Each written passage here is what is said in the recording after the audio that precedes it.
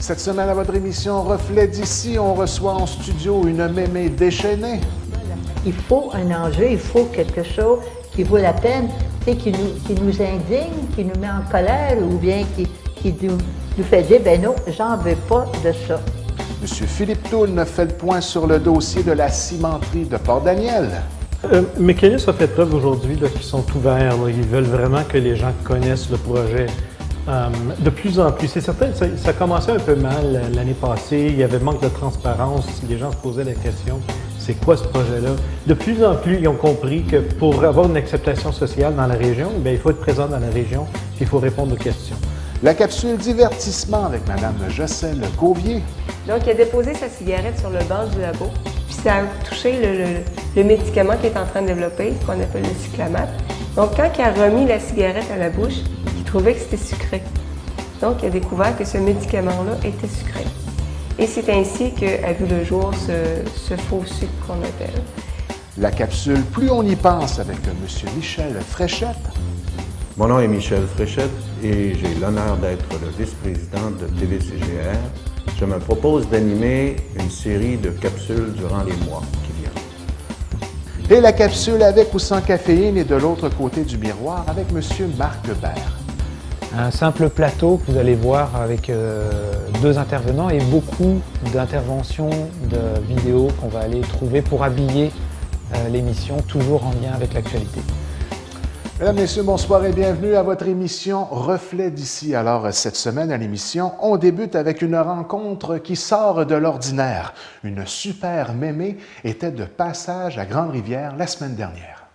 Bien, Mesdames, Messieurs, nous recevons maintenant en studio Madame Marguerite Bilodeau, une Madame de Montréal, qui vient discuter avec nous du groupe Mémé déchaînée, un groupe aussi de Montréal. Et la rencontre d'aujourd'hui à l'intérieur de notre émission Reflet d'ici, c'est dans le cadre d'une activité encadrée par le groupe Femmes entre elles. C'est une tournée sur l'ensemble du territoire de la Gaspésie et des îles de la Madeleine. Tout d'abord, nous allons accueillir notre invitée, Madame Marguerite. Alors, bonsoir. Bonjour, bonsoir. Vous allez bien? Oui, ça va bien. Oui, avec le beau temps qu'il fait ici, puis le vent, on peut ne pas aller mieux. Une superbe de bel automne. Vous êtes en pleine tournée sur le territoire de la MRC du Rocher-Percé, même de la Gaspésie. Vous allez même vous déplacer aux îles de la Madeleine. Et le but de votre tournée, c'est d'un peu informer les gens sur un documentaire, un film qui a été produit il y a déjà 4 ans, le film Mémé déchaînée. Alors, parlez-nous un peu du projet en tant que tel dont vous faites la promotion en ce moment. Oui, bien en fait, le nom du film, c'est Les Super Mémés. Les Super Mémés. Mais c'est au sujet des mémés déchaînés et sur un autre groupe de femmes anglophones qui s'appelle les Raging Granny. Puis c'est aussi un hommage à une femme qui est décédée il y a 2 ans. Elle avait 100 ans, qui a dévoué sa vie pour la paix et le climat. Alors, c'est un documentaire de 45 minutes réalisé par Monsieur Magnus Isaacson, qui a fait beaucoup de films engagés sur les cris, le nord, l'amiante, la chorale de l'accueil Bonneau, tu sais. Puis son dernier film, avant de mourir, il y avait le cancer, c'était sur ma vie réelle, sur les jeunes à Montréal-Nord. Alors, c'est un bonhomme qui a réalisé ce beau film, puis j'en suis très fière. Et il y a 3 différents thèmes qui sont abordés à l'intérieur de ce film-là. Vous parlez du climat, de la paix, de la justice sociale, c'est bien ça? Ah oui, bien, on est là pour ça. On est un groupe de protestataires qui, même malgré notre âge qui va entre 60 et 88, en autant qu'on sait marcher puis qu'on est assez en santé, même si on marche avec une canne, ou bien des fois il y en a d'autres qui sont en fauteuil roulant, mais ce sont des femmes engagées qui veulent laisser au monde, disons, à leurs enfants et leurs petits-enfants, une planète un peu plus habitable que si on laissait faire, on n'aurait pas ce qu'on a aujourd'hui. Et puis, pour les personnes qui n'ont pas vu ce film-là, à quoi on peut s'attendre lorsqu'on visionne et quel genre de témoignages on retrouve à l'intérieur du film? Bien, on voit les mémés déchaînées et d'autres femmes protester comme ils sont à Ottawa quand, à tous les ans, il y a la vente des armes. Tu sais, c'est la capitale du Canada quand même, c'est un bazar d'armes, puis où les gens, les industries militaires, des représentants de différentes industries militaires vont acheter, commander des armes à Ottawa. Alors, on est allé protester là toute la journée. Alors, chaque année, on y va. Alors ça, c'est une des manifestations. Puis l'autre, bien, on a protesté contre l'amiante devant le bureau de M. Charest durant l'hiver, ensuite pour le nucléaire, en fait, tout. Puis le 22 avril, quand il y a eu la fête de la Terre, bien évidemment, on est là. Mais on chante ensemble, puis on chante, on prend des mélodies, des airs connus, puis on y met nos propres paroles, mais des paroles qui sont, il y a de l'humour, mais il y a aussi, c'est un message frappant pour réveiller le monde, parce que c'est pour notre plaisir, dans un sens, mais c'est pour rendre les gens conscients des dangers qui existent. Puis, habillés comme on l'est, avec nos gros chapeaux, un châle, puis plein de macarons, on s'habille un peu drôle pour attirer de l'attention. Puis les médias, ils nous prennent, alors ça attire l'attention des médias, mais des gens, des jeunes et des moins jeunes. Puis, alors, pour passer notre message, c'est très efficace. Donc, vous utilisez la musique pour passer vos messages. Vous changez simplement les textes à l'intérieur des mélodies connues? Oui, des mélodies connues, mais on met des... Une belle façon d'aller chercher, de piquer la curiosité des gens et de les sensibiliser à votre cause. Absolument. Puis c'est pendant, comme il y a la guerre d'Irak, je veux dire, quand il y a eu la grande manifestation à Montréal, puis en fait, nous, on se met sur un perron d'église tout près de la rue Sainte-Catherine, les gens nous voient, puis alors, on est ensemble à chanter en français, en anglais, puis qu'on ne veut pas de guerre, etc., tu sais, ouais. Donc, il y a plusieurs musiciens, musiciennes qui vous entourent. Est-ce que c'est simplement des femmes qui font partie du groupe? Oui. Il n'y a pas de papis. Il n'y a pas des super papis encore. Mais on n'est pas nécessairement des musiciennes. D'abord qu'on sait chanter, puis on crée nos propres chansons. Jusqu'ici, tu vois, ça fait quand même 27 ans que ça a commencé le mouvement des mémés. Ils ne s'appelaient pas les Mémés déchaînés, c'est un groupe d'anglophones de la Colombie-Britannique, à Victoria, où il y avait un paquebot américain qui était accosté là, au Pacifique, puis ils avaient entendu parler qu'il y avait de la matière nucléaire sur ce bateau-là, puis alors tous les environnementalistes de ce temps-là, il y a 27 ans, sont mis ensemble, puis ces femmes-là aussi, puis pour protester contre cette présence-là. Alors, il faut un enjeu, il faut quelque chose qui vaut la peine, tu sais, qui nous indigne, qui nous met en colère, ou bien qui nous fait dire, ben non, j'en veux pas de ça. D'accord? Donc, c'est peut-être pour ça le mot déchaîné, dans le sens où vous aimez brasser l'opinion publique et faire valoir les différentes valeurs pour un avenir meilleur. Oui, effectivement. Puis là, l'affaire, c'est d'enlever nos chaînes, puis de se sentir libre d'exprimer ce qu'on doit dire, puis ce qu'il faut dire, puis d'aller, puis pas être timide ou gêné d'agir, et aussi, on ne fait pas seulement chanter, on envoie des lettres aux députés, aux responsables, puis on voit à ce que le message passe, tu sais. Bien, c'est un superbe de beau message, et que ce soit un groupe de femmes qui le met de l'avant, ça démontre bien l'évolution dans laquelle la société en est rendue aujourd'hui. Hein? Oui. On peut dire que les mémés déchaînés prennent leur place et font valoir leur opinion. Bien, il faut prendre notre place. Je veux dire, qui va... Je veux dire, on ne s'attend pas à ce que les petits-enfants passent le message. C'est bien cute, les enfants qui chantent, puis on veut quelque chose de joli. Puis nos jeunes sont plus ou moins actifs. Il y en a qui commencent à l'être de plus en plus quand même.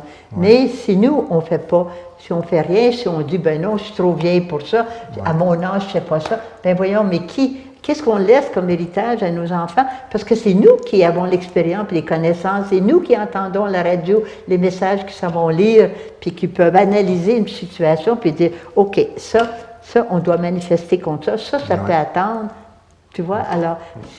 Et est-ce que vous arrivez à toucher le milieu municipal, le milieu politique? Est-ce qu'on vous écoute? Est-ce que votre façon avec laquelle vous avez décidé de sensibiliser les gens est une formule gagnante jusqu'à maintenant? Bien, je crois que parmi, entre autres, tous les autres mouvements qui existent, qui sont des pacifistes, les artisans pour la paix, les artistes pour la paix, Greenpeace, tous les autres mouvements, que ce soit pour le climat, la paix ou l'environnement ou la justice sociale, bien nous, on fait partie de on embarque là-dedans, De ce noyau-là, on est supporté et on supporte ces groupes-là. D'accord. Puis je crois que ils sont bien fiers quand ils disent « Hey, les mémés sont là », puis ça compte plus. Ouais.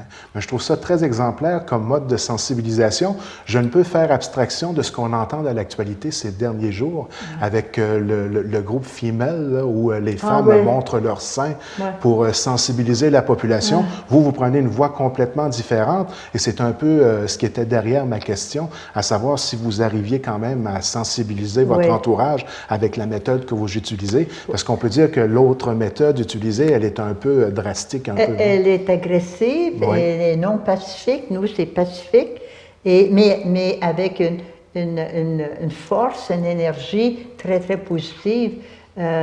Et tous les mouvements dont on fait partie, je veux dire, c'est fait avec intelligence. C'est pas pour... On veut provoquer dans le sens de réveiller, mais réveiller avec les mots. Avec des mots, puis avec... comment je dirais ça? Donc, sensibilité humaine.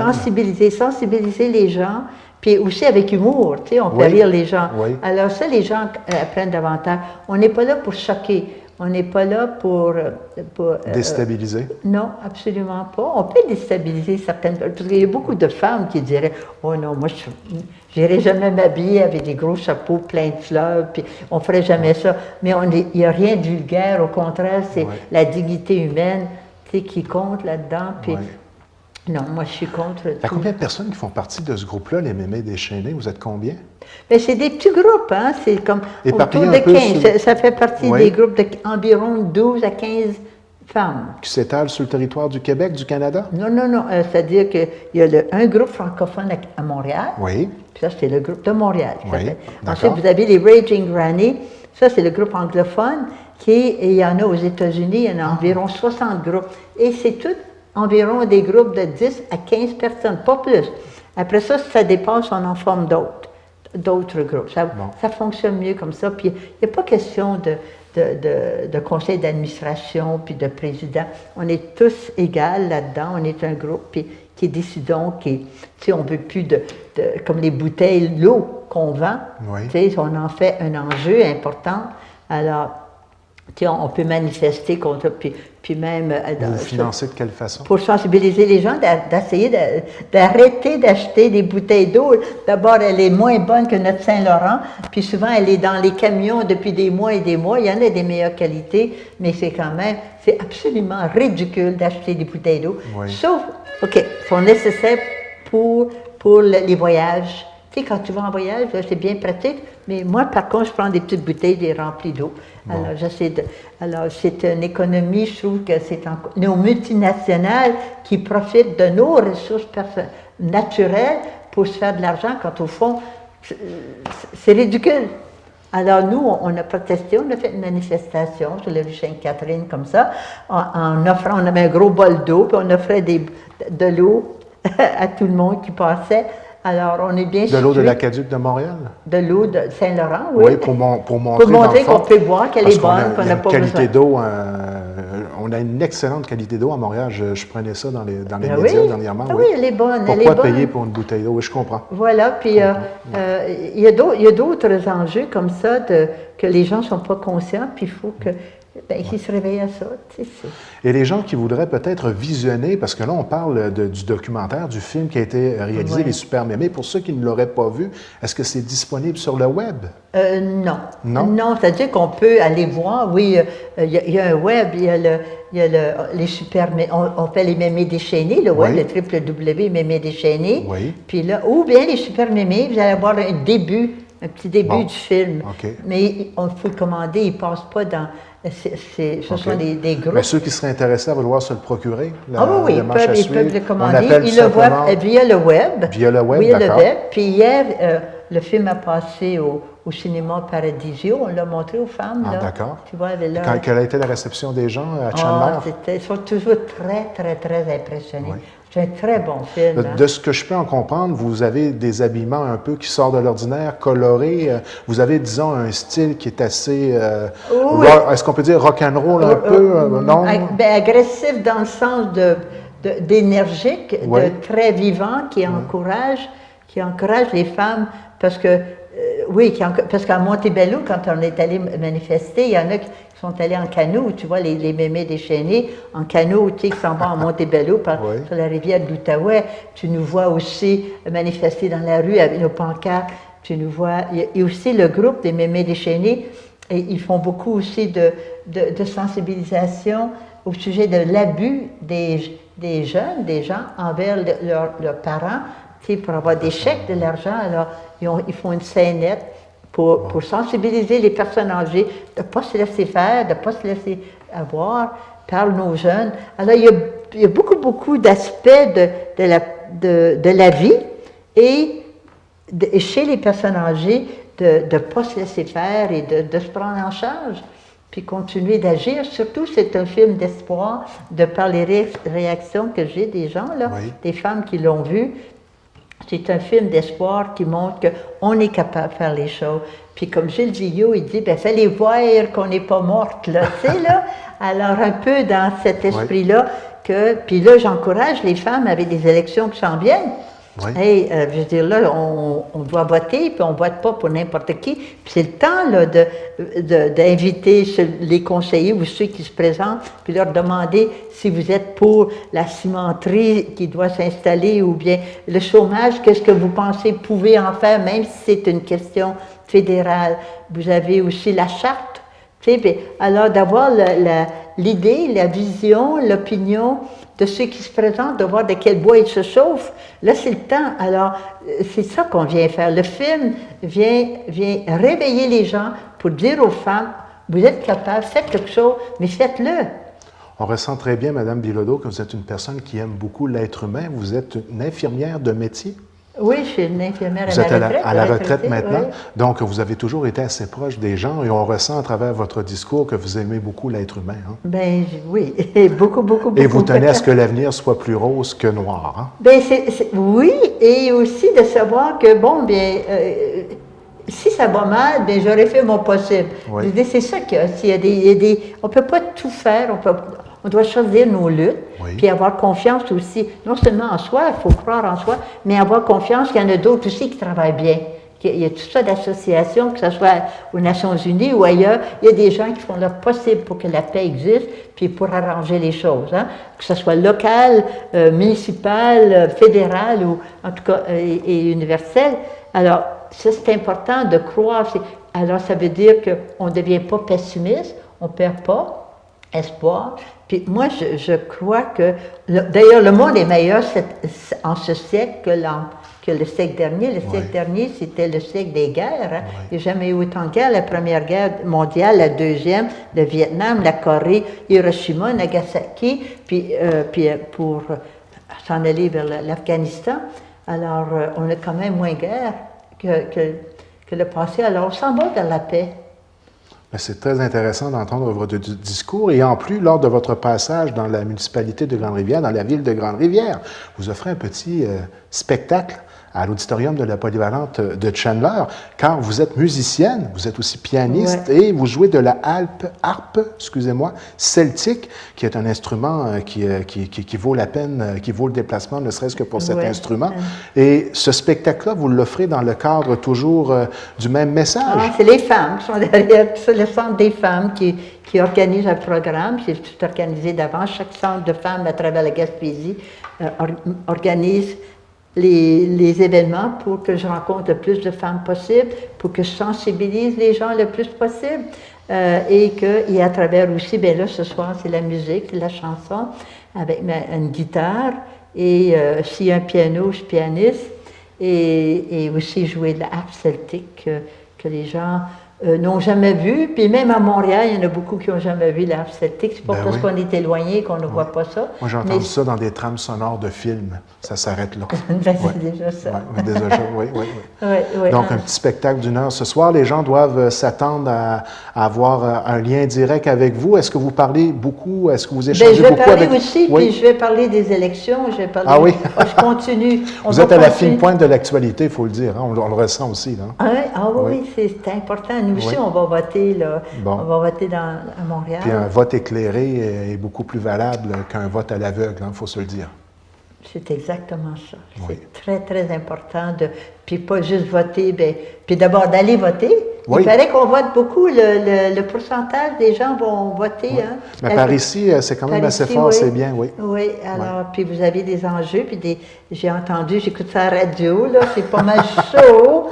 C'est pas mal chaud ici à Chandler, Oui, hein? oui, c'est tout à entre fait la vrai, mairesse, oui. tout ça, puis je m'en vais aux îles de Madeleine aussi. Alors là aussi, vous avez 4 personnes qui se présentent hein, pour le maire, pour être maire aux îles. En tout cas, je suis ça, puis moi, je suis fascinée de voir comment les gens, ils veulent aussi, ces gens-là qui se présentent, ils veulent le mieux-être d'une leur société. communauté, oui. Ouais. Oui. Il faut avoir un certain courage pour aller en politique et on peut toujours bien souligner ce bout-là. Les gens qui ont le courage de se présenter, de participer, de faire des mandats, chapeau à ces gens-là. Du moins, ils font l'effort d'essayer de changer les choses. Ça prend beaucoup de courage. C'est pas n'importe qui peut accepter d'aller dans ce domaine-là, puis de se laisser critiquer. Ça veut dire que, oui, ça prend du courage. Mais ça va prendre aussi de plus en plus d'éthique, de transparence et de cohérence. On ne peut plus se cacher comme avant, là. Alors, ça va être plus exigeant, peut-être. On ne sait pas. Mais pour le mieux. C'est pour le mieux. Ah oui, on fait confiance. C'est important que tout se fait dans la propreté. Yes. Oui. Ça a été un honneur de rencontrer une super mémé dans mes studios à la télévision communautaire de Grande-Rivière. Vous êtes, si jamais vous repassez dans le coin, faites-vous un devoir de revenir nous voir. C'est un véritable plaisir de réaliser cette entrevue-là avec vous. Ça me fait plaisir. C'est une personne très intéressante à discuter avec elle et je vous souhaite bonne chance pour la continuité de la tournée. Puis continuer à être aussi engagé socialement. C'est bien de voir des personnes qui, à leur retraite, décident de continuer à avoir un message positif et surtout d'être engagés dans le but ultime de changer les choses en faisant les diverses sensibilisations que vous faites à travers la population. Oui. Merci. Merci beaucoup. C'est un grand plaisir d'être ici. Au plaisir de se revoir. OK. D'accord. La MRC du Rocher-Percé convoquait la presse le vendredi 4 octobre dernier pour faire le point sur le dossier de la cimenterie de Port-Daniel. J'ai fait le point tout de suite après la rencontre avec notre député fédéral du NPD, M. Philippe Toune. On en a aussi profité pour discuter du même coup de l'avenir du train, du dossier de l'assurance-emploi et des questions soulevées par les médias sur le compte de dépenses de 450 000 $ de M. Philippe Toune. Bien, mesdames, messieurs, nous recevons maintenant en studio le député fédéral NPD pour le comté de la Gaspésie des Îles-de-la-Madeleine, M. Philippe Toune. Tout d'abord, bonsoir, M. Toune, ça va bien? Bonsoir, très bien, vous? Ça va très bien. Ça faisait quelque temps qu'on ne s'était pas vu sur les ondes de la télévision communautaire de Grande-Rivière. Encore une fois, bienvenue chez nous. Merci. Et surtout, merci d'avoir accepté notre invitation. Dans un délai de temps là, quand même extrêmement rapide, je dirais. Ça a pris 15 minutes et puis on était pratiquement en studio tous les deux. Ça tombe bien. Donc aujourd'hui, il y avait une conférence de presse très importante à la MRC du Rocher-Percé. L'ensemble des médias étaient présents. C'est une conférence de presse pour faire le point un peu sur le projet de la cimenterie de Port-Daniel avec tout ce qui était ressorti à l'intérieur des médias pour les problèmes environnementaux que pourrait apporter la cimenterie de Port-Daniel en tant que telle. J'aimerais tout de même avoir votre commentaire sur la présentation de ce matin qui a eu lieu à la MRC du Rocher-Percé. Mécanisme a fait preuve aujourd'hui qu'ils sont ouverts. Là. Ils veulent vraiment que les gens connaissent le projet de plus en plus. C'est certain que ça commençait un peu mal l'année passée. Il y avait manque de transparence. Les gens se posaient la question. C'est quoi ce projet-là? De plus en plus, ils ont compris que pour avoir une acceptation sociale dans la région, bien, il faut être présent dans la région, il faut répondre aux questions. Il y a eu des inquiétudes récentes, il y a eu des inquiétudes auparavant également, mais je pense que Mécanisme, de plus en plus, ils comprennent qu'il faut vraiment comme expliquer le projet, puis rassurer le monde que ça va non seulement créer des emplois, mais ça sera une exploitation durable de la région. Puis je pense qu'aujourd'hui, ça a été un succès. J'ai trouvé ça très intéressant. Ils nous ont invités à penser globalement au niveau continental. On parle il y a des anciennes usines de cimenterie en Amérique du Nord qui sont vraiment peu performantes au niveau les critères pour les gaz à effet de serre, l'émission des gaz à effet de serre. Ils en produisent trop. Puis avec la nouvelle technologie, on va en produire moins pour la quantité de ciment produite. Alors, c'est intéressant de voir ça comme, oui, c'est vrai que ça va créer des gaz d'effet de serre, mais si on regarde globalement en Amérique du Nord, bien, le net va être qu'on va en produire moins. C'est quand même très bien. L'atmosphère, elle ne connaît pas les frontières. Ça passe les frontières, puis il ne faut pas faire abstraction du fait qu'on est un voisin dans une communauté globale. Toujours dans une vision de globalité, comme vous le dites si bien. Et puis, c'était vraiment l'argument de dire, eh bien, si la cimenterie de Port-Daniel voit le jour, eh bien, ça donnera peut-être l'opportunité de faire disparaître des industries qui sont déjà en place, mais beaucoup moins performantes et qui utilisent des technologies beaucoup moins évoluées. C'est un peu l'argument là, de la part de Simon Béguény ce matin. Tout à fait. C'est un argument qui était bien reçu. Je pense que largement, les gens vont trouver qu'il y a une acceptation. Il y a toujours des inquiétudes, il y a toujours des préoccupations, mais je pense que les grosses questions, est-ce que ça va vraiment nuire à nos enfants? Puis je pense que la réponse finalement, c'est que non, même ça risque que ça va être une atmosphère qui est encore plus propre qu'elle était. C'est certain, localement, à Port-Daniel, il faut se poser les questions comme qu'est-ce qui va sortir de la cheminée directement sur les lieux. Puis là, il reste encore des questions à se poser, à répondre. Mais j'ai aucun doute que Mécanisme va être un bon partenaire puis un bon voisin, puis ils vont faire tout pour s'assurer que la santé de la communauté locale, mais aussi la santé de la communauté globale soit vraiment prise en valeur. Alors, ce qu'on entendait dans les médias, c'était vraiment ce qui concerne le coke de pétrole en tant que tel, là, qui se trouve être un produit qui est beaucoup plus polluant que le charbon même en tant que tel. C'était à savoir, ils ont présenté à ce moment-là deux modes de production. On parlait du coke, mais 50% utilisaient la biomasse. C'était un aspect qui était quand même assez intéressant, qui était apporté par Simon Béguény ce matin. Là. Oui, c'est quelque chose de nouveau, puis encore une fois très rassurant. Que la vision, même à court terme ou à moyen terme, c'est que le coke, qui est un produit résiduaire des raffineries du pétrole, va être utilisé de moins en moins. Avec l'utilisation de l'usine, avec ses mises à jour, avec son perfectionnement, il va être capable d'utiliser des produits locaux, finalement, les copeaux locaux, pour fournir l'essence, l'énergie nécessaire pour créer le ciment. Alors ça, c'est encore très rassurant. Le petcoke, on le sait, là, oui, c'est un produit qui est très riche en énergie, mais il est aussi très fort en dioxyde de carbone. Alors ça, c'était vraiment la grosse question. Si on utilise le petcoke, on ne va pas s'éloigner de notre objectif de Kyoto, qui était de diminuer les gaz d'effet de serre. Puis effectivement, à court terme, on va voir une augmentation, mais à long terme, puis même à moyen terme, on va voir que ça va diminuer. Alors c'est rassurant. Et également, on va utiliser un produit local qui est les copeaux. Alors ça, c'est quand même, c'est bon pour l'industrie locale, ça aussi. Mais entre-temps, c'est certain, la question qui se posait aussi, c'est est-ce que ça va être du petcoke qui est fort en soufre? Est-ce que ça va être du petcoke qui est plus léger en soufre? Puis finalement, ils vont aller chercher, de prime abord, du moins, ils vont aller chercher le pétrole puis le petcoke qui vient les régions atlantiques. Donc, on parle de l'Algérie, on parle de Venezuela, on parle du sud des États-Unis. Puis en règle générale, c'est ce qu'on appelle du sweet crude. C'est un produit hydrocarbure qui est pas fort en soufre. Donc, alors, de tous ces côtés-là, je pense que c'est rassurant, c'est intéressant, mais il va falloir quand même être vigilant parce que les autres, ils n'ont pas nécessairement intérêt à ne pas acheter du pétrole qui vient de l'Alberta, qui est très fort en soufre, qui est encore plus fort dans la production de gaz d'effet de serre. Alors, il faut juste, je pense qu'une certaine vigilance, une certaine surveillance des productions dans les années qui suivent, mais encore une fois, ils ont fait preuve aujourd'hui qu'ils sont bons voisins, ils sont venus de l'extérieur de la région pour venir expliquer le projet, encore une fois. Alors, je pense que, franchement, là, c'est rassurant. Ils ont vraiment eu un esprit d'ouverture sur l'information et l'ensemble de l'information qui a été communiquée dans la conférence de ce matin va être divulguée publiquement dans les semaines à venir.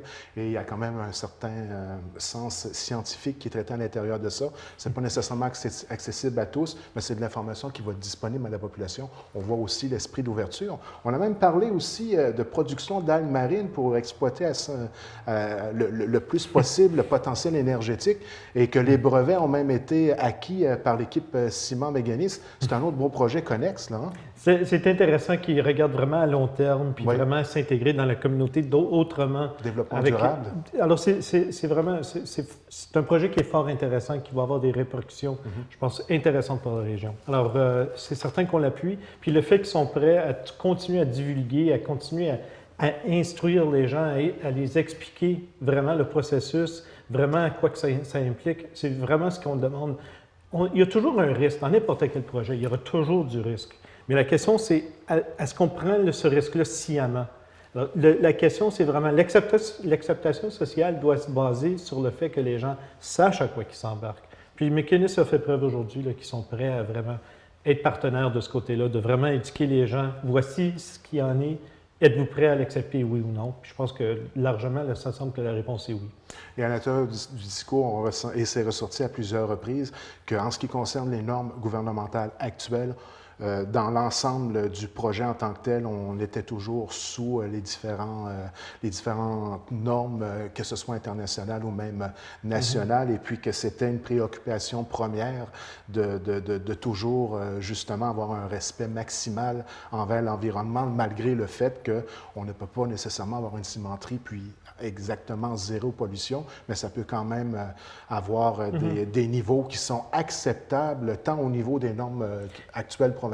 Hein? Il faut voir ça comme dans le sens de mesures compensatoires. C'est vrai que l'usine en tant que telle va créer des gaz à effet de serre, mais au Québec, par exemple, notre production énergétique est parmi les plus basses au monde pour la production de gaz d'effet de serre. Sur balance, si on voit dans tout le Québec mis en entier, est-ce qu'on peut se permettre d'en produire un petit peu plus ici parce qu'on en produit un petit peu moins là? Il faut toujours regarder ça globalement. C'est presque impossible d'avoir un projet qui est à zéro émission de gaz d'effet de serre. Mais ce qu'on peut faire, c'est compenser. Parce qu'on fait ça souvent. Les gens qui achètent des billets d'avion, à la fin, ils vont toujours avoir une petite question. Est-ce que vous voulez compenser la production de votre gaz d'effet de serre avec une petite donation pour qu'on puisse planter des arbres ailleurs? Ça se compense. Puis c'est tout à fait normal. C'est comme ça qu'il faut voir les choses. On ne peut pas avoir une société libre et démocratique et basée sur la science comme on a et penser qu'on est capable de toujours avoir dans chaque cas zéro émission. Je pense aux automobiles. On se déplace en Gaspésie en auto puis on n'a pas le choix. Mais comment qu'on pourrait avoir une auto qui est à émission zéro de gaz d'effet de serre? Ça ne se fait pas. Mais par contre, on a une belle forêt qu'on entretient très bien. Ça se compense très bien. Donc, il faut vraiment voir ça d'une façon globale, voir ça, la vision qu'on n'est pas capable d'avoir des industries qui sont à zéro émission, mais on peut avoir une société qui est finalement nette zéro émission. Êtes-vous d'accord avec la position de Ciment Mécanis en ce qui concerne le BAP, que ça aurait été plutôt un processus qui aurait ralenti la réalisation du projet en tant que tel et qu'on aurait arrivé à peu près au même résultat versus l'information à la population versus les normes gouvernementales? Bien, un BAP, ça sert à quoi? Un BAP, c'est toujours pour faire ressortir les renseignements, pour que les gens aient une plateforme pour laquelle poser des questions puis aller chercher des réponses. En tant et aussi longtemps que ça se fait au privé, ça n'a pas nécessairement besoin de se faire de façon gouvernementale.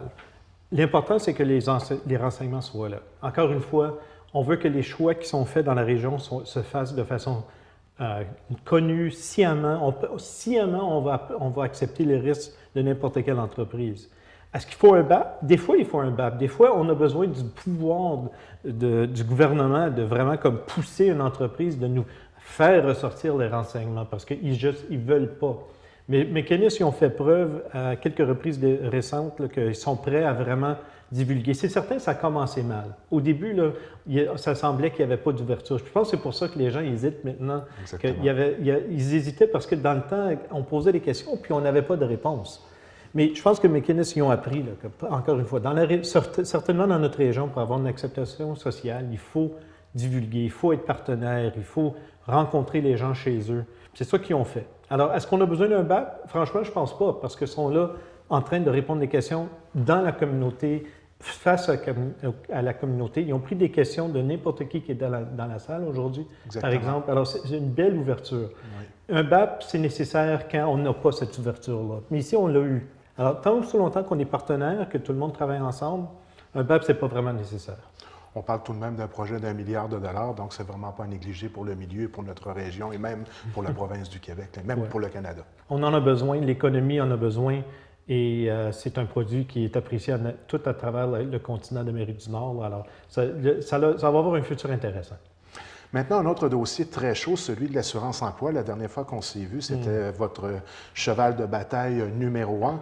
Dites-moi, M. Thune, comment ça chemine dans ce dossier-là? Est-ce qu'on réussit à sensibiliser le gouvernement à nos réalités de région? Le Parlement n'a pas siégé encore cette année. Alors, malheureusement, je n'ai pas eu la chance de rencontrer le nouveau ministre de l'Assurance-emploi, qui est Jason Kenney. Le sachant, par contre, qui était déjà anciennement le ministre de l'Immigration. Puis M. Kenney, c'est un vrai réformiste là, du Parti conservateur. Jusqu'à date, on avait la ministre Finlay, qui comprenait un peu, mettons, je crois du moins qu'elle comprenait le dossier un peu mieux. Elle vient des provinces maritimes. Mais là, on va avoir un député qui est, un vrai conservateur dans le sens du Parti réforme, et deux, il vient de Calgary. L'Alberta, eux autres, ils ne comprennent pas l'assurance-emploi comme nous autres, on comprend l'assurance-emploi. J'ai aussi appris cet été que les ministres du gouvernement conservateur, ils ont commencé à changer la façon qu'ils se portent face aux questions de l'assurance-emploi. Auparavant, avec la ministre Finley, c'était plus ou moins, ça se résumait, selon le gouvernement Harper, l'assurance-emploi sera toujours disponible pour les chômeurs quand ils en ont besoin. Franchement, avec les réformes, on sait que ce n'est pas vrai. Le trou noir, etc. Il y a eu beaucoup, beaucoup moins de prestations dépensées cette année qu'il y avait l'année d'avant. Alors, on sait que l'assurance-emploi n'est plus disponible comme ça l'était avant. Mais c'était la ligne de parti, si vous voulez, du Parti conservateur. Là, ils ont changé la façon qu'ils expliquent les choses. On a eu la ministre des Pêches, Mme Shade de l'île du Prince-Édouard, qui a dit, bien, pour les pêcheurs, vous n'avez pas à vous inquiéter. L'hiver, vous pouvez juste aller en Alberta, trouver un emploi à temps partiel, puis après revenir dans la région par après pour pêcher l'été. C'est beau à dire, mais ça se fait. Normalement, on ne peut pas juste prendre notre famille, la déplacer en Alberta puis la retransplanter en Gaspésie. C'est presque impossible. Pour peut-être un individu qui est seul, qui n'a pas de famille, peut-être, même là, ça serait tout un défi. Mais pour les gens qui ont des familles, qui la plupart du monde, ça serait juste impossible. Alors, ça, c'est une nouvelle façon d'interpréter les besoins des chômeurs. Dans le passé, c'était « inquiétez-vous pas, ça sera toujours là ». Maintenant, c'est bien, on sait que ce n'est pas là, donc décampez puis rendez-vous ailleurs. Puis peut-être éventuellement vous pourrez retourner dans votre région. On a eu également le ministre Lebel qui est allé à Québec puis il a dit aux gens qui habitent la ville de Québec, mais pourquoi que les gens de la ville de Québec devraient compenser pour que les Gaspésiens peuvent prendre un congé l'hiver? Je sais pas, M. Lebel, j'imagine qu'il n'a jamais été en Gaspésie l'hiver, mais ce n'est pas un congé. Là. Les gens, on n'a juste pas de travail l'hiver, c'est une région de travail saisonnier. Puis, ça a l'air qu'il n'a pas compris ça. Mais ce qui est vraiment inquiétant, c'est que le gouvernement conservateur, ils ont changé la façon qu'ils expriment leur volonté de traiter le dossier de l'assurance-emploi. Alors, est-ce que je trouve qu'il y a des pistes, plus d'ouverture qu'il y avait? Je pense qu'il va en avoir moins, très franchement. Mais encore une fois, je n'ai pas eu l'occasion de rencontrer le nouveau ministre depuis qu'il est en fonction cet été. Le Parlement n'a pas encore siégé. C'est certain que, rendu à Ottawa, ça commence dans 2 semaines. Le Parlement, c'est certain que je vais aller m'asseoir avec, puis je vais vouloir lui poser beaucoup de questions de c'est quoi, selon lui, le nouveau ministre de l'Assurance-emploi, c'est quoi ta vision à toi? Comment que vous voyez les choses? On a aussi demandé, les élus ici, via la CRE, la Conférence régionale des élus de Gaspésie-les-Îles, ils ont envoyé une demande pour rencontrer le ministre Kenney, le nouveau ministre, pour expliquer la réalité de l'assurance-emploi dans la région. On a finalement su verbalement qu'il y a eu une accusée de réception. Ils n'ont jamais accusé de réception. Ils n'ont pas accusé de réception en forme écrite, mais au moins ils ont appelé pour dire on a reçu votre demande. Est-ce qu'il y a eu un rendez-vous à date? Non. Bon. Donc, étant donné que vous me dites que vous allez siéger d'ici 2-3 semaines au Parlement, à court terme même, est-ce qu'il va recommencer à avoir une certaine mobilisation des milieux? Est-ce qu'on peut s'attendre à une mobilisation du milieu justement pour continuer à revendiquer? Parce que ça risque de frapper plus fort cette année que l'année dernière en ce qui concerne les applications de cette réforme-là en tant que telle. La mobilisation l'année passée, les gens voulaient absolument qu'il y en ait une. Ils voulaient faire valoir leur point de vue sur l'assurance-emploi au sein du gouvernement fédéral. Puis on l'a fait. Puis le message a bien passé. Est-ce que le gouvernement est là prêt à prendre ce message-là pour réformer, pour reculer sur leur réforme? À date, il n'y a pas eu d'écho de ce côté-là. On a eu un seul recul, qui était sur les gens qui recevaient des prestations, qui travaillaient en période de prestation.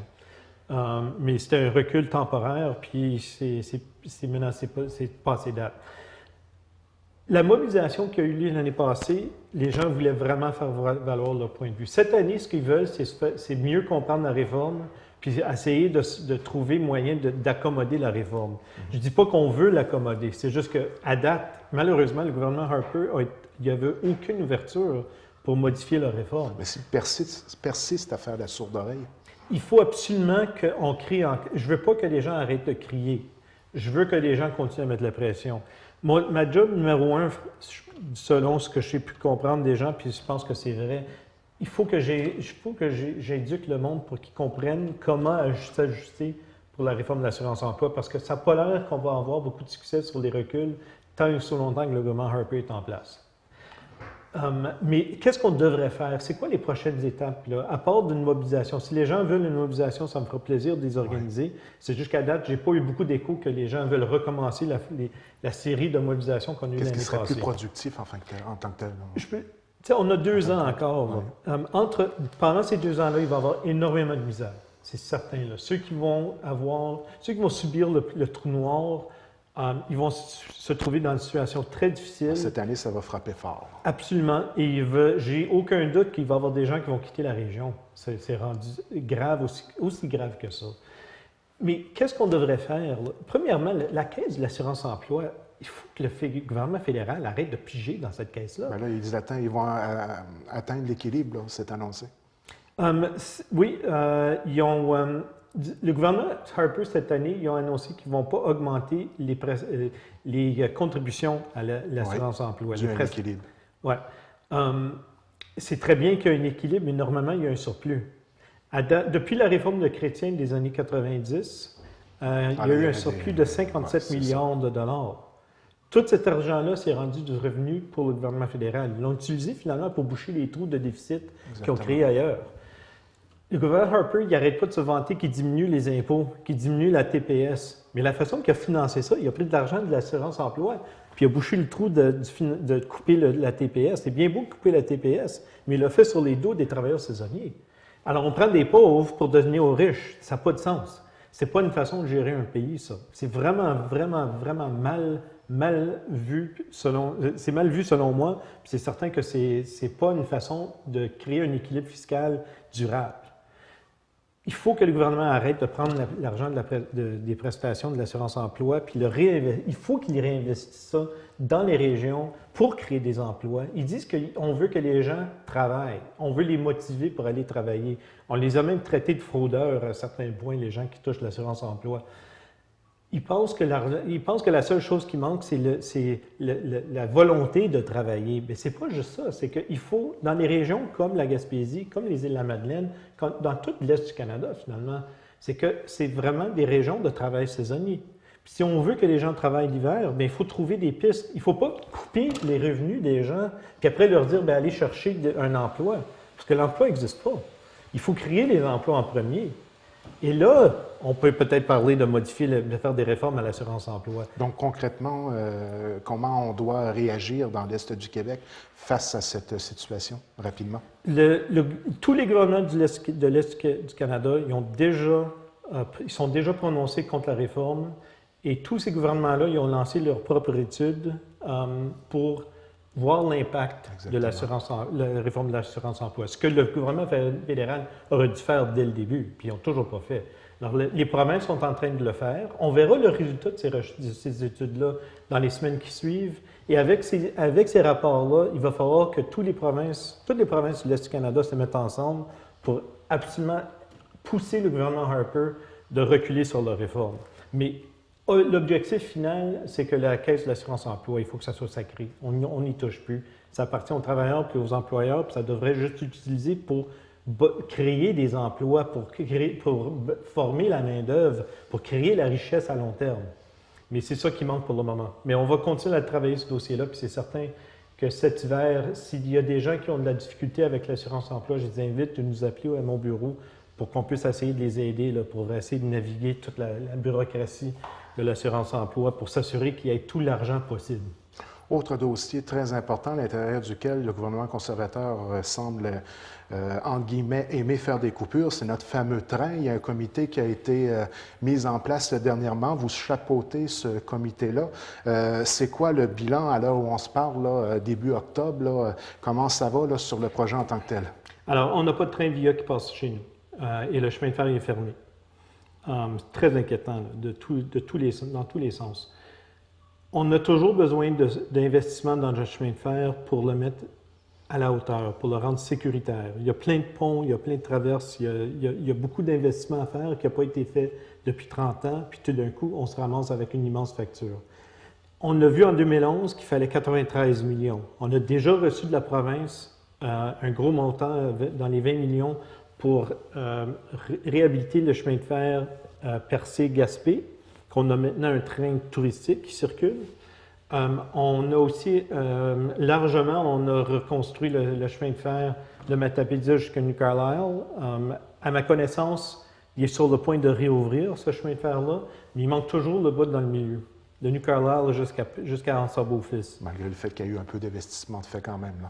Il y en a eu, mais il manque quand même à peu près 70 millions de dollars pour compléter les réfections. VIA utilise cet argument-là pour le non-service en ce moment. Je les blâme pas, franchement. De ce côté-là, on ne peut pas blâmer Via Rail. Là. Quand ils disent qu'ils ne veulent pas circuler pour des raisons de sécurité, bien, ils ont raison. On ne veut pas mettre à risque les passagers des trains de chemin de fer, des trains Via. C'est juste que, malheureusement, c'est que ce n'est pas la première fois que Via fait preuve qu'ils ne sont pas intéressés dans notre région. Ça fait des années, le train, le service diminue. Tu rentres dans le train, puis ça semble comme si personne ne l'a nettoyé pendant des semaines. La nourriture presque n'est pas très bonne, puis l'hiver, le restaurant est même fermé. Il est toujours en retard. Les gens, de moins en moins, de plus en plus, ils s'intéressaient de moins en moins. Parce que la qualité de service n'était pas là. Puis on est vraiment rendu dans un cercle vicieux. Puis Via Rail est en train d'utiliser cet argument-là. L'achalandage diminue, donc on doit couper. Exact. Puis si on coupe, l'achalandage diminue. On est à peu près le seul pays occidental qui n'investit pas dans le service de chemin de fer et le service de passagers de train. Tous les pays du G7, ils ont tous des plans, des stratégies nationales pour investir dans le réseau de transport. Nous autres, on n'a pas de plan. On fait n'importe quoi. On permet les compagnies privées à faire comme ils veulent, puis on se ramasse avec le dégât que ça peut bien créer. C'est très, très, très inquiétant. Là. Le chemin de fer en Gaspésie, aller chercher 70 millions, ça ne sera pas facile. On sait que le gouvernement marois, le gouvernement du Québec sont ouverts à investir dans notre chemin de fer. Mais ils veulent le partenaire du fédéral. Puis le fédéral, il n'a pas investi dans le chemin de fer, non seulement en Gaspésie, il a investi nulle part. Il y a une situation presque identique qui se passe à l'île de Vancouver. Là aussi, ils ont perdu leur service Via Rail. Là aussi, c'est pour des raisons de sécurité que le passage ferroviaire n'est pas à la hauteur. Il est dangereux. Donc, on ne permet plus les trains à circuler. Ici, au moins, je pense que pour Matapédia New Carlisle, on devrait être capable de continuer le service au moins commercial. Mais Via Rail, lui, il a dit qu'ils ne sont plus satisfaits. Là. Ils veulent absolument savoir que la viabilité à long terme de notre chemin de fer est rassurée et ils vont seulement recommencer le service si on est capable de leur dire... Pour le train de passagers. Là. Pour le train de passagers. Puis ils vont seulement recommencer le service en Gaspésie si ils sont assurés que ce n'est pas juste la réfection ponctuelle qui va se faire, mais qu'il y a une viabilité à long terme. Puis franchement, c'est difficile à faire une preuve de viabilité à long terme. Alors, est-ce qu'on va le voir, notre train Via? Là, ça devient de plus en plus douteux. C'est autant plus qu'il faut vraiment mettre de la pression. J'ai déjà essayé de rencontrer la ministre Raitt, la nouvelle ministre en fonction au transport, puis M. Lebel, qui est l'infrastructure. Eux autres aussi, il faut absolument qu'on mette de la pression cet automne pour qu'ils comprennent que l'année prochaine, quand il est supposé avoir un nouveau plan de Chantier Canada, infrastructure, qu'il y a un gros montant de cet argent-là qui vient investir dans notre chemin de fer. Parce que si on ne le fait pas cette année, éventuellement, un chemin de fer qui reste là à rien faire, là, on le perd. Exactement. Puis une fois perdu, il ne revient pas. Alors, c'est vraiment une question qu'il faut se poser. Là. Est-ce qu'on veut investir 70 millions dans notre chemin de fer ou est-ce qu'on veut juste l'abandonner puis finalement, ça serait converti dans une piste cyclable en or? Et d'autant plus que la viabilité a été prouvée par une étude faite par le CREGIM sur le coût de réalisation d'entretien au niveau de la voie ferrée versus la route. Et c'est d'autant plus rentable d'y aller vers le transport par chemin ferroviaire. C'est beaucoup plus écologique et c'est certain que notre chemin de fer est rentable. La difficulté, c'est que pour longtemps, il y avait une compagnie privée, le CN. C'était une société d'État, mais que M. Chrétien l'a privatisé, sans en parler à qui que ce soit, mais enfin. Alors, CN était rendu privé, puis eux autres, ils faisaient un peu de profit avec notre chemin de fer, mais ils pouvaient faire encore plus de profit avec d'autres chemins de fer.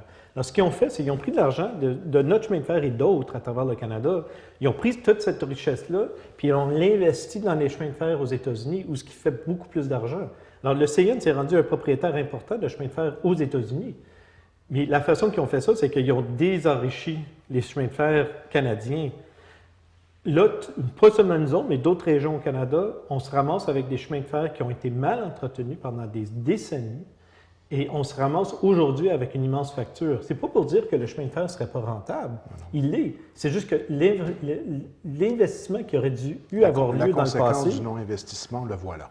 Et bien, maintenant, on se ramasse avec une immense facture. Par contre, il y a une volonté municipale, une volonté aussi provinciale, et si je comprends bien, une volonté fédérale de la part du NPD. Oui, au minimum. Puis c'est certain, en 2015, on va taper encore plus fort. J'espère être capable de résoudre le problème bien avant ça, par contre. Dossier très important à suivre. Et oui.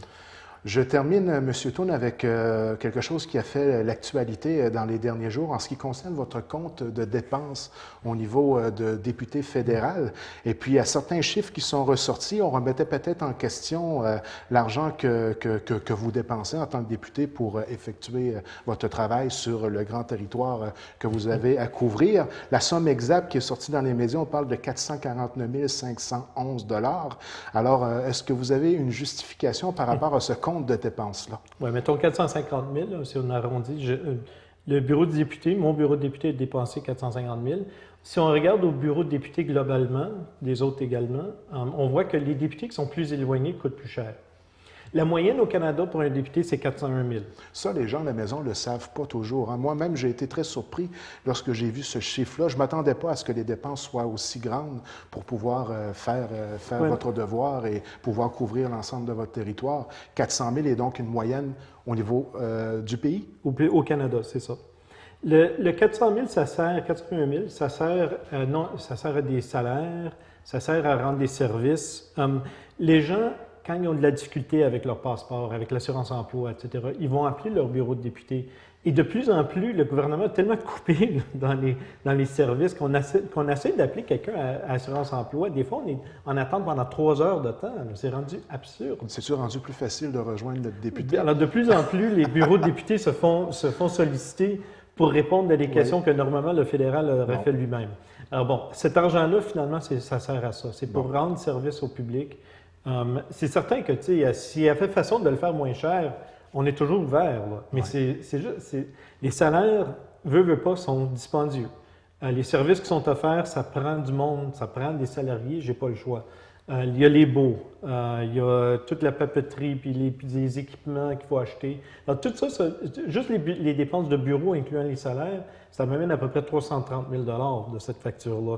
J'ai aussi beaucoup de déplacements, à peu près 92 000 $ en déplacement. Pour de la région, là, on le sait, en Gaspésie, les îles, ça fait longtemps qu'on dénonce le fait que ça coûte trop cher pour se rendre dans notre région. Là. Un billet d'avion Montréal-Gaspé, c'est plus cher qu'un billet d'avion Montréal-Europe, puis souvent plus cher qu'un billet d'avion Montréal-Asie. C'est ridicule comme c'est trop cher pour se rendre en région, puis c'est un vrai frein économique. Et vous ne pouvez être présent sur le milieu sans faire de voyage.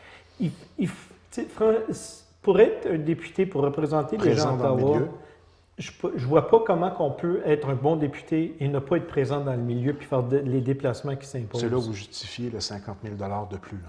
C'est ça. Alors, la différence 401 000 à 450 000, la différence vraiment, c'est les déplacements. Bon. Mais s'il y avait façon de le faire moins cher, je suis tout à fait ouvert à ça. Si je suis capable de prendre le train, par exemple, ça serait intéressant. Si le train arrivait à l'heure et était plus fréquent, ça aurait été une façon de se rendre, puis ça serait plus économique, c'est certain.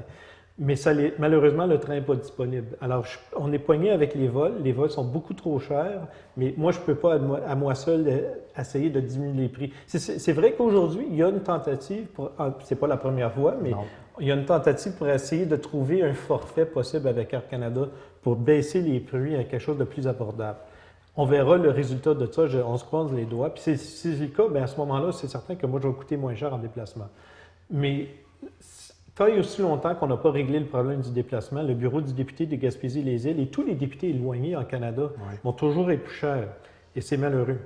Donc, en ce qui concerne votre compte de dépenses, au moins en ce qui concerne ce dossier-là, on peut dire que c'est un dossier qui est clos. Oui, c'est certain que les gens, si jamais ils ont des questions sur le budget, ils peuvent toujours aller au site web. Le budget est toujours public. Bon.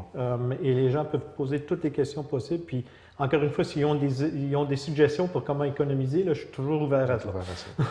Eh bien, M. Thune, merci infiniment de votre passage à la télévision communautaire de Grande-Rivière. C'est toujours un plaisir de vous recevoir. Vous êtes toujours le bienvenu.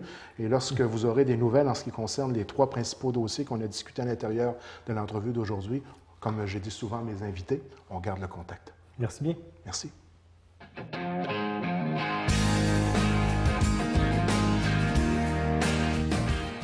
Eh bien, mesdames, messieurs, nous en sommes maintenant à la capsule divertissement. Toujours avec nous, nous avons le plaisir encore une fois cette année pour débuter la saison, Madame Jocelle Cauvier qui est avec nous comme réalisatrice et recherchiste à l'intérieur de cette capsule divertissement. Tout d'abord, bonsoir Jocelle. Bonsoir. Ça va bien? Oui.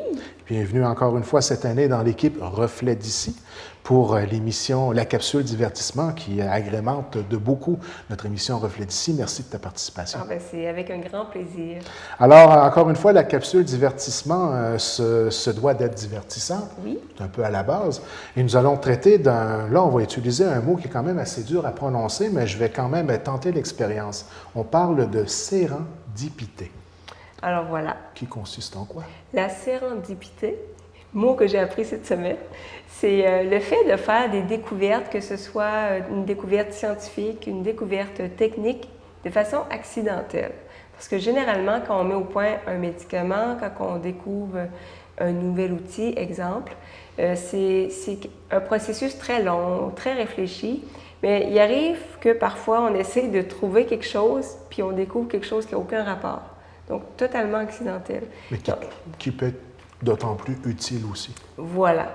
Donc, j'ai ressorti des exemples là, assez courants de choses qui nous entourent, qu'on a entendu parler peut-être, puis qui ont été découvertes de façon assez bizarre. Donc, j'explique. Je commence avec les biscuits aux brisures de chocolat. Donc, c'est une Américaine en 1924. Elle faisait des biscuits au chocolat, carrément. Puis, à un moment donné, elle a manqué de chocolat Baker. Ceux qui font la cuisine un peu savent que c'est comme du chocolat mi-amer. Puis, ça sert à faire la cuisine, puis ça se mélange, ça fond complètement, disons, dans les biscuits. Puis ça va te faire des biscuits au chocolat brun. Donc, comme elle manquait de chocolat Baker, elle s'est dit, bien, je vais mettre des petits morceaux de chocolat sucré. Il lui restait ça. Mais là, ce qui s'est passé, c'est que les petits morceaux, ils n'ont pas fondu comme prévu. Ils ont resté en petits morceaux, en brisure. Puis ainsi est né les biscuits aux brisures de chocolat. Ils sont excellents en passant. Ah, très, on très peut les bon. avoir mis sucrés aussi. Hein? Bien, maintenant, on peut avoir carrément des brisures de chocolat au biscuit, tellement qu'il y a de brisures, c'est incroyable. Oui, ça c'est vrai. Puis très bon pour la santé ou très bon au goût. Excellent, excellent. Et il n'a pas mangé des petits chocolats à la cuillère quand même. C'est tentant. Bien, la dame, justement, elle a vendu sa recette à Nestlé. Puis, en échange, elle a demandé un approvisionnement à vie de petits chipites, de petites brisures de chocolat. Bon. Donc, l'histoire nous dira si c'est un bon deal sur le long terme. Bien, on a dit qu'elle aurait eu plus si elle aurait demandé disons une que Nestlé a fait une bonne affaire. Non? Mais c'était une cuisinière, puis elle aimait ça, les brisures de chocolat. Elle était passionnée des biscuits. Voilà. Maintenant, un autre sujet, le Bouddha d'or. Ça, c'est en Thaïlande, dans le début des années 30. Ce qui s'est passé, c'est qu'on a détruit un vieux temple abandonné, puis qui renfermait une statue de Bouddha, mais qui n'était pas très belle. Elle était faite en plâtre, puis assez défraîchie, mais vu que c'était une statue de Bouddha, bien, on n'osait comme pas trop l'acheter. On se disait, ça se fait pas. Donc, on s'est dit, bien, on va l'amener dans un autre quartier. Puis pendant 20 ans, la statue est restée dehors à la pluie, parce qu'on ne savait pas quoi faire avec.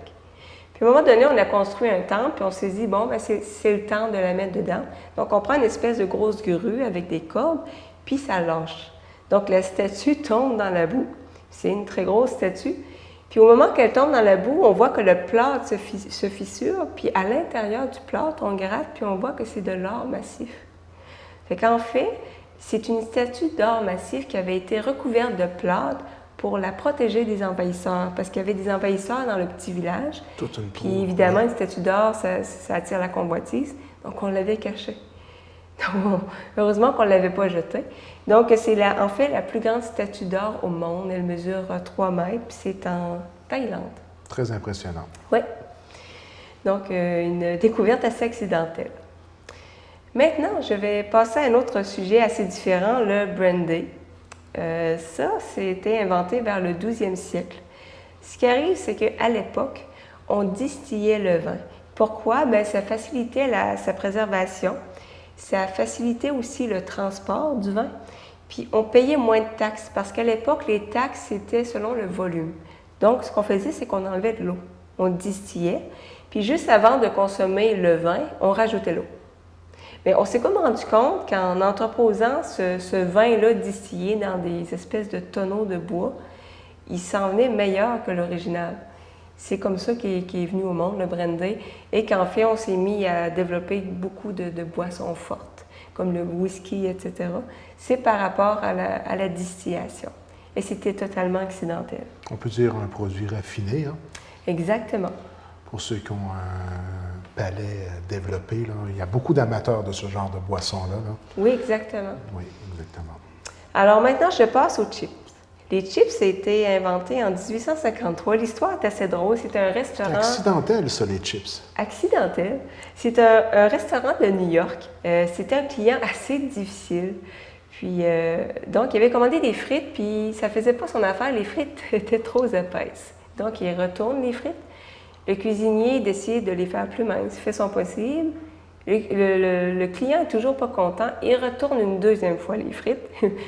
Là, le chef commençait à être vraiment tanné. Fait que pour se venger un peu, il décide de les faire tellement minces et croustillantes qu'il ne pourrait pas planter sa fourchette dedans. Puis ça a fait fureur. C'est aussi simple que ça. Puis le mot fureur est bien choisi parce que qu'est-ce qui est plus populaire que les chips? C'est dur à battre. Hein? Très, très belle invention, personnellement.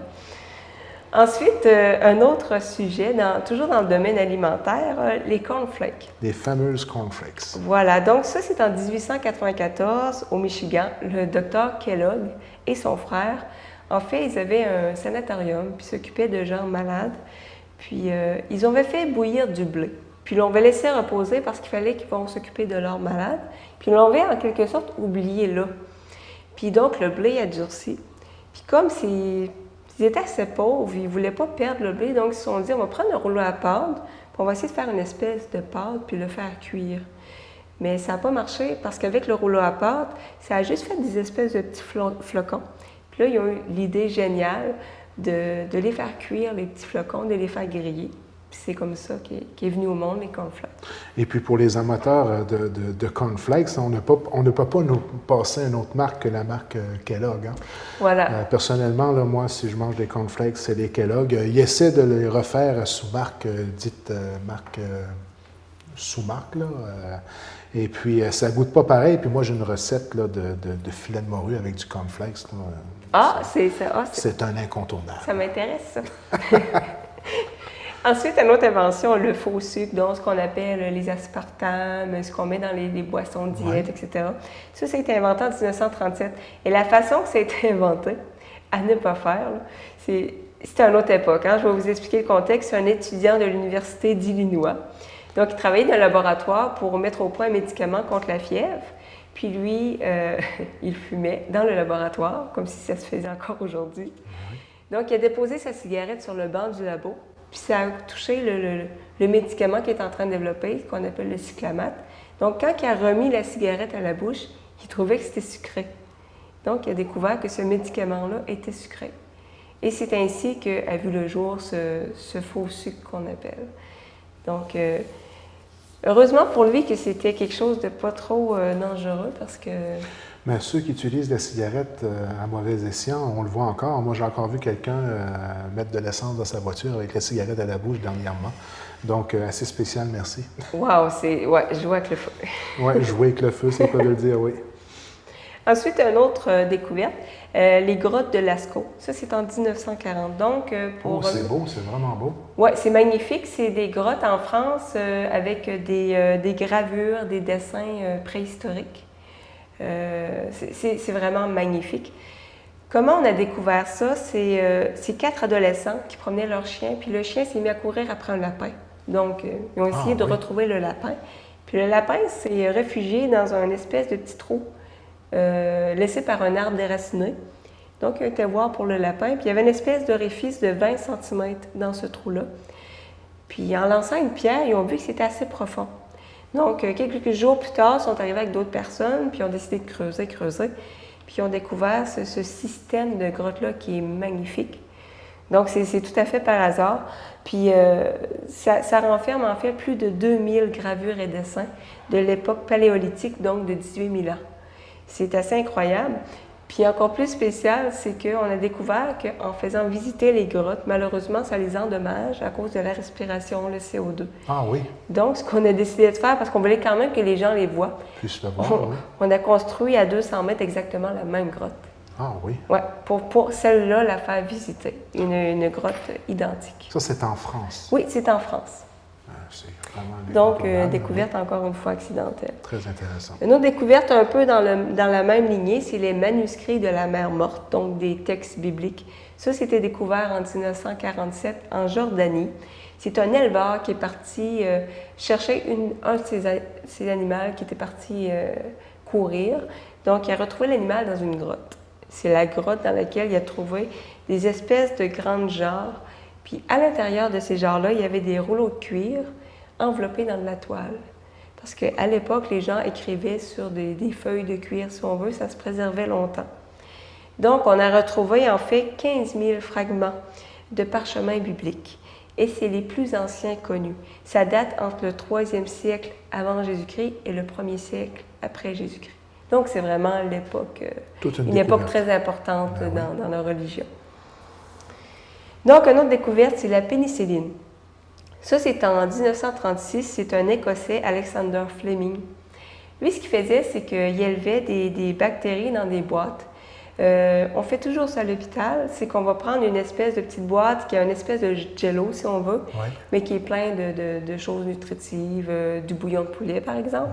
Puis on va mettre des bactéries qui vont pousser, entre guillemets, qui vont se mettre à peupler.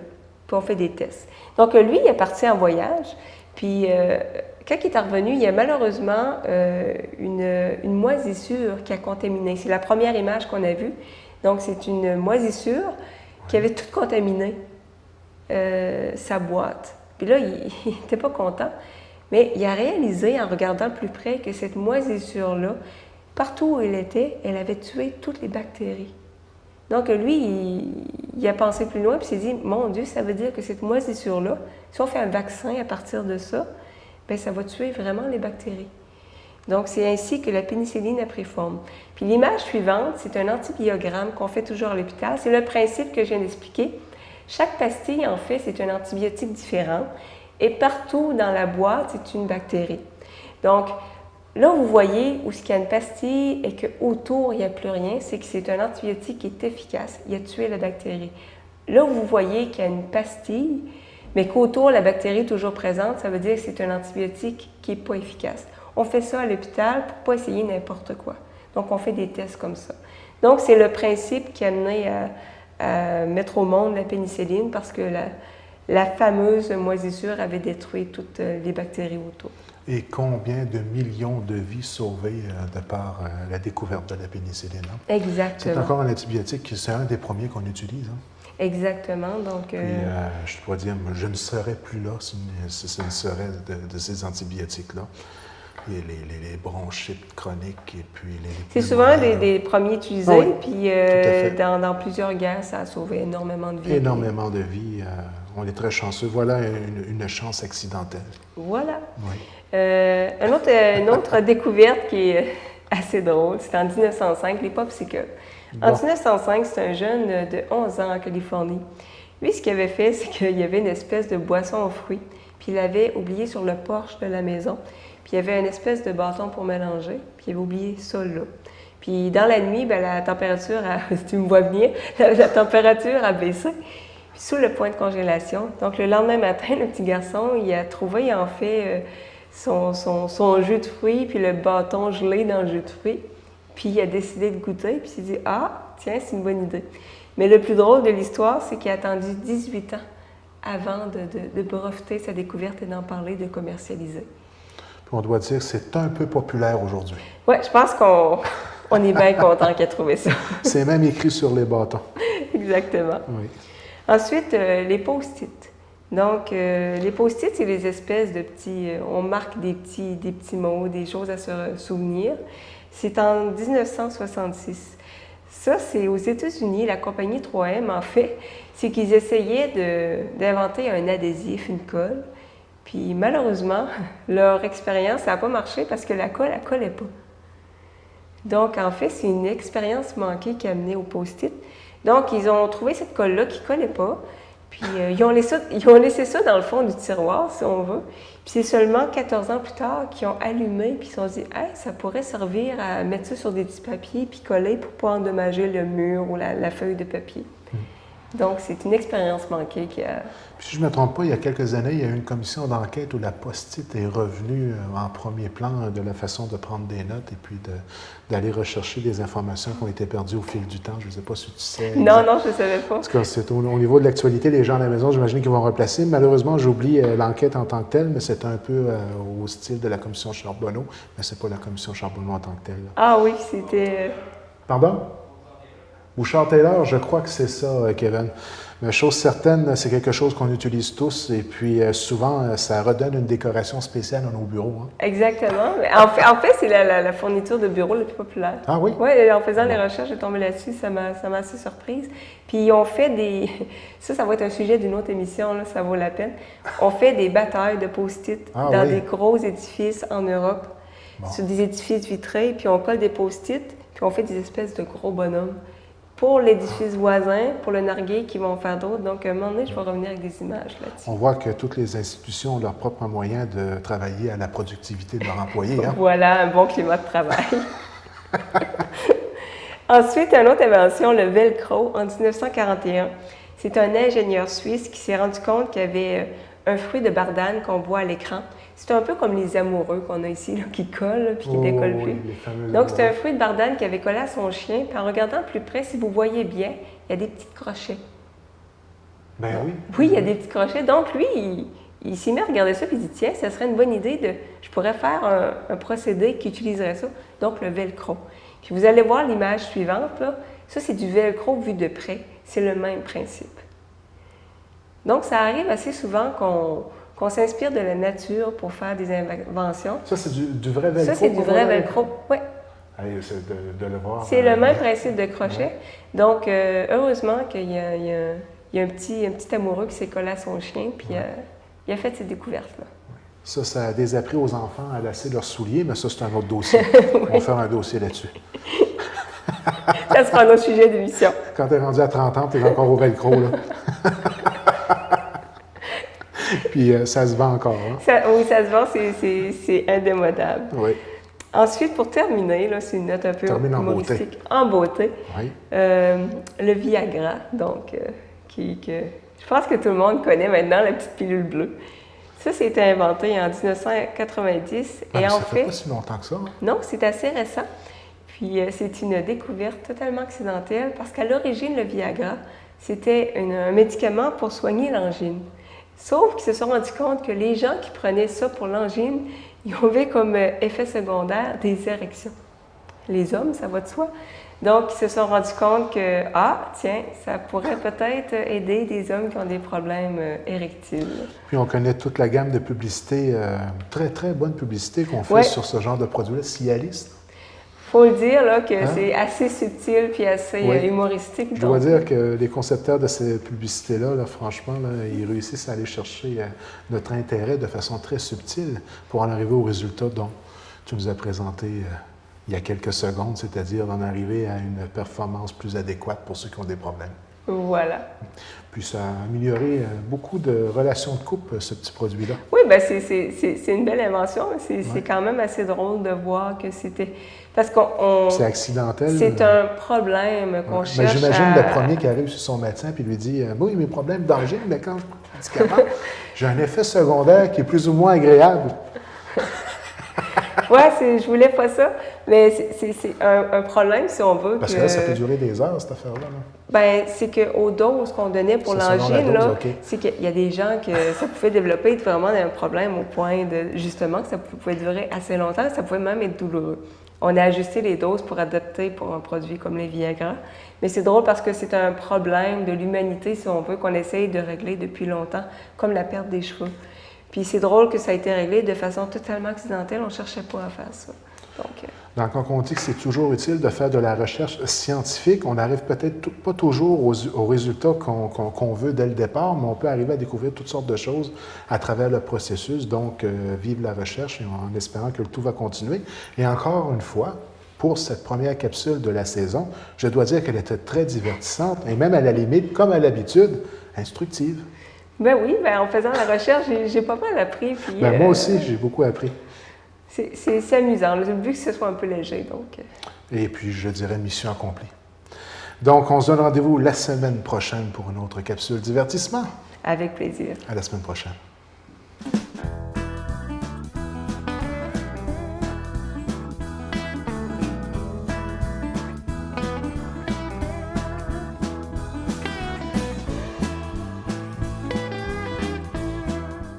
Mesdames et messieurs, fidèles spectateurs de notre télévision communautaire, je vous remercie de m'accueillir chez vous. Mon nom est Michel Fréchette et j'ai l'honneur d'être le vice-président de TVCGR.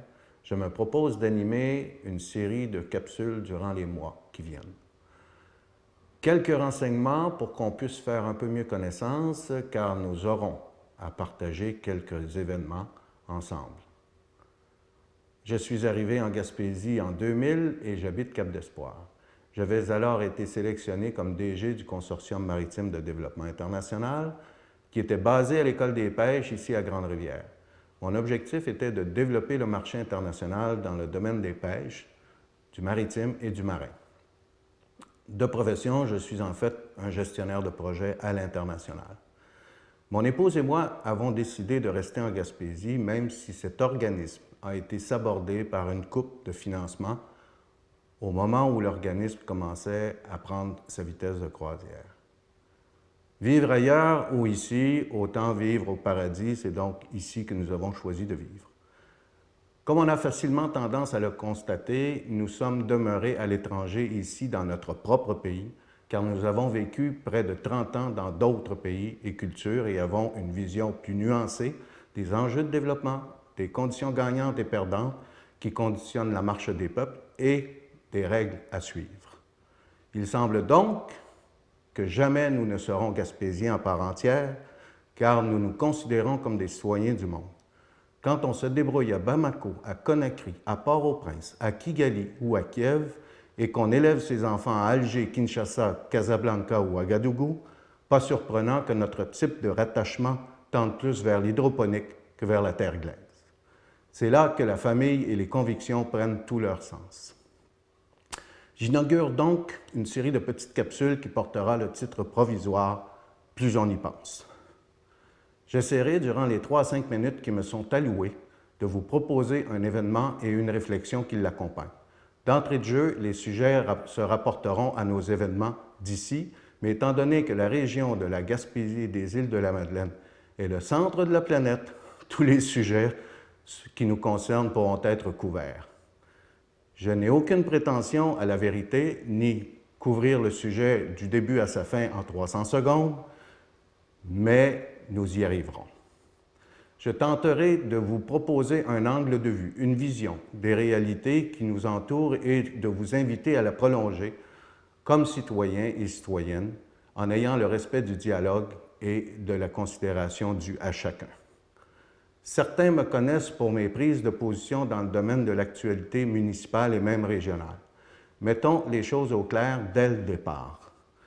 Pour avoir vécu de nombreuses années dans des dictatures, des pays corrompus et mal gouvernés, il m'a été demandé de m'assurer, comme Canadien, de la livraison dans des projets majeurs, de la transparence de l'éthique et du respect de chaque citoyen, même le moins instruit et le plus pauvre vivant sur cette planète. Je sais que c'est ce qu'est la violence et où elle peut nous conduire.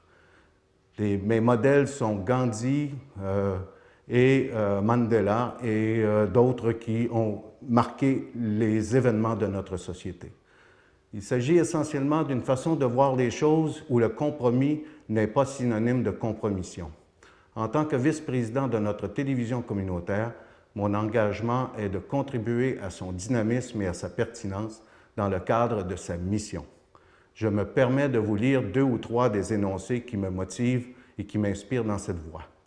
Donner aux citoyens et aux groupes de citoyens un outil de changement social. Impliquer le citoyen dans la vie communautaire de son milieu.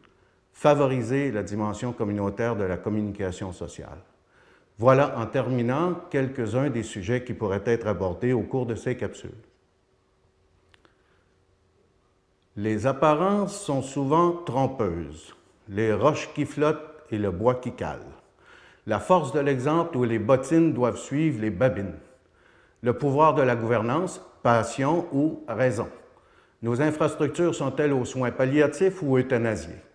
Diagnostic de notre démocratie. Trop ou pas assez et qu'en fait-on? On a parqué nos vieux et les jeunes s'en vont. Qui reste?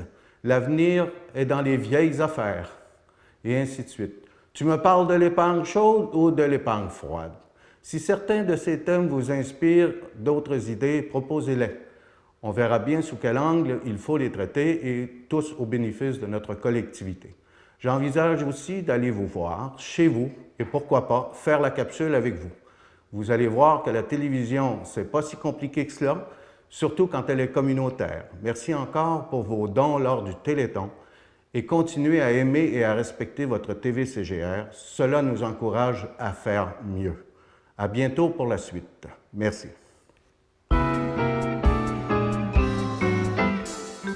Alors bienvenue dans cette capsule d'information concernant l'émission Avec ou sans caféine et l'autre côté du miroir. Alors c'est dans les coulisses un peu que je viens vous parler du concept de l'émission pour ceux qui nous ont suivis un peu l'année passée. On a essayé de donner une autre tournure à cette émission. On a beaucoup fait de studio l'année passée et cette année on a décidé de faire un petit peu plus de hors studio. Et j'ai même trouvé un collègue, un acolyte du nom de Jacques Langevin qui va venir m'accompagner durant les prochaines émissions pour venir débattre ou tout simplement aussi parler de sujets d'actualité. Donc pour ceux qui se rappellent, le concept de l'émission Avec ou sans caféine, c'était vraiment axé sur tirer des sujets d'actualité, surtout en rapport avec nos journaux locaux, régionaux, pour essayer d'élargir un peu plus le sujet.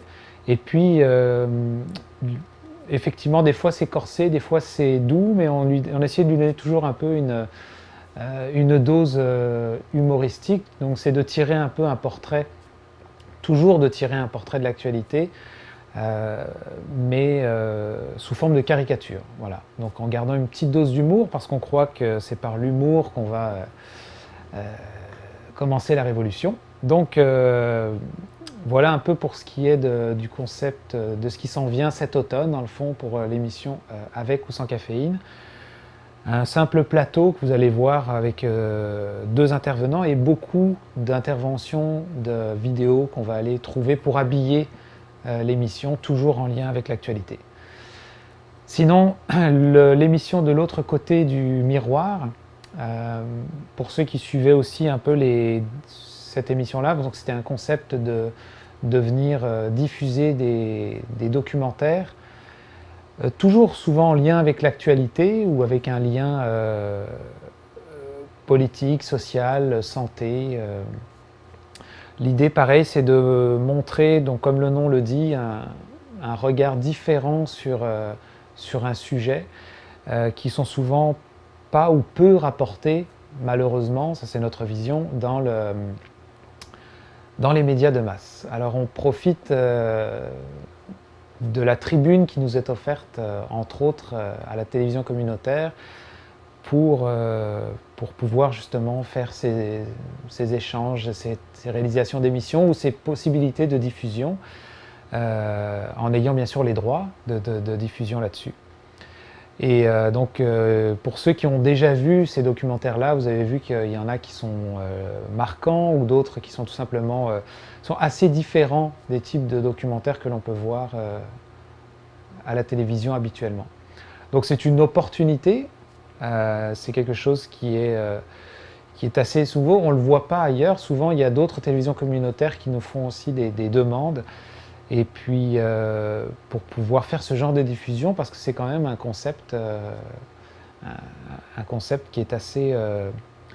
c'est différent, voilà. Ça fait différent et puis ça fait du bien de voir un peu autre chose que souvent une sorte de répétition. C'est surtout concernant l'actualité qui se répète en changeant de chaîne, qui se répète d'un sujet à l'autre. Et on le voit souvent même en épluchant, en faisant notre revue de presse, en faisant... l'épluchage des journaux, qu'on a des copies conformes un peu dans les différents médias de l'actualité et de ce que l'on parle. Donc ça ne va pas nous empêcher de parler du sujet lui-même, mais c'est d'essayer de se servir d'un point de départ pour essayer d'élargir un peu plus. Donc j'en profite d'avoir cette tribune-là aussi pour faire la démarche s'il y a des gens qui ont des sujets d'intérêt, qui voudraient nous rapporter, pareil, un avis, des commentaires. Vous allez voir qu'on va indiquer souvent une adresse courriel pour pouvoir nous écrire, et qu'on faisait déjà ce concept-là dans une autre télévision communautaire où les gens nous écrivaient, puis nous on faisait la lecture d'un simple courriel, dans le fond, qui avait un lien avec le sujet de la semaine passée. Ou tout simplement une envie d'un sujet dont on pourrait développer un petit peu plus. Les sujets d'opinion, c'est pas ça qui manque, hein. Donc on vous encouragera justement à prendre cette démarche-là et qu'on ne devienne pas uniquement nous deux les seuls intervenants. Et puis ça peut être aussi dans le cas d'un documentaire que vous avez vu sur Internet et puis qui vous a marqué, que vous voudriez faire profiter à d'autres mondes. Donc nous, on peut se charger de faire la démarche de demande de droit de diffusion et puis pourquoi pas pouvoir le diffuser. Donc voilà, ça fait un petit peu le tour. Je terminerai juste en disant que les propos, hein, parce que des fois l'année passée, il y avait effectivement des propos qui ont pu peut-être marquer ou choquer du monde, ou même tout simplement même dans les documentaires eux-mêmes. C'était pour spécifier que les propos qui sont émis lors de ces émissions-là, donc ne concernent que ceux qui travaillent à la réalisation, la recherche, donc c'est-à-dire moi-même, mon collègue Jacques, et que la télé communautaire nous donne la possibilité et la tribune de pouvoir, en tant que bénévole, participer à la diversité de la programmation. Et donc, voilà. Donc, ce n'est pas forcément... en gros, l'idée, c'est que vous allez le voir à chaque début d'émission, ce n'est pas cautionné par la direction ni le conseil d'administration de la télévision communautaire. Donc, c'est important de le souligner parce que souvent, les gens font un lien direct entre un propos émis lors d'une émission ou tout simplement lors d'un avis journalistique aussi et la direction elle-même. Alors que ce n'est pas le cas du tout, ce sont des équipes qui travaillent à différents concepts d'émissions. Donc en tant que bénévole, on vient profiter de la tribune et donc voilà, je trouvais ça important de le souligner. Et ce qui m'amène au dernier point, c'est aussi que c'est une opportunité que la télévision communautaire offre à la population. C'est une équipe technique avec un équipement professionnel qui met à la disposition de la communauté pour ceux qui auraient des idées, des envies de réalisation d'émissions, c'est d'en faire part justement à la direction et puis si vous avez le goût et du temps à consacrer, on a de la chance justement d'avoir cette tribune-là et de pouvoir faire ou pouvoir vous exprimer et pouvoir si vous avez des idées de réalisation d'émissions, il faut savoir qu'il y a un endroit pour ça qui peut, et dont vous pouvez être coaché par des gens, une équipe professionnelle. Donc voilà, ça clôt un peu le tout. À partir de la semaine prochaine, donc, vous allez voir ce nouveau concept d'émission avec ou sans caféine. Et puis nous allons continuer à diffuser dans l'émission L'autre côté du miroir des documentaires à chaque semaine, traitant différents sujets. Et puis à chaque fois que si vous avez des réactions, des commentaires à faire, ne pas hésiter à nous écrire à écrire à la télévision communautaire pour qu'on rapporte ça aussi dans nos émissions. C'est important.